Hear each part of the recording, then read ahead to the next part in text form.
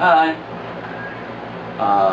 First of all, we would like to thank your blockmate for coming up with such a great surprise, asking a favor from us to give a message for you.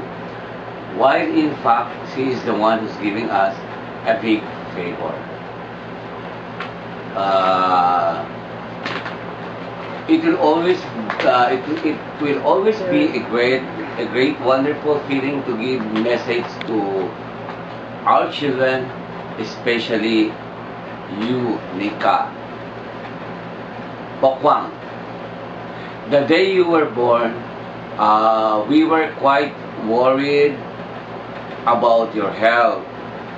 We know then that life ahead of you, as you grow up, will not be easy because of your health condition.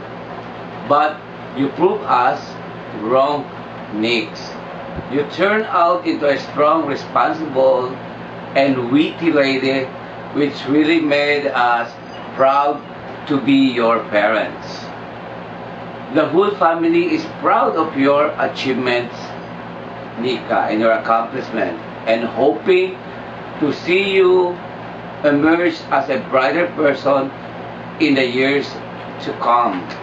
You have done a lot of things that make your siblings proud of you, and even exceeded to our expectations.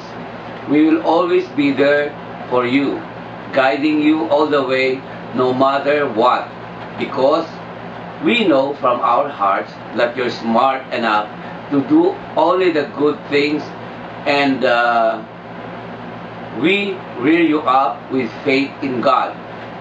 We love you so much, Nix. You and your siblings are the priceless treasure of us. Thumbs up for you, Nix.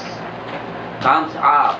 Congratulations and good luck for a great futures ahead. We are certain that you can achieve more success in every venture of yours. God bless. From your papa, your mama, Keanu, Brand, and Ate Biams. We love you so much. Good luck.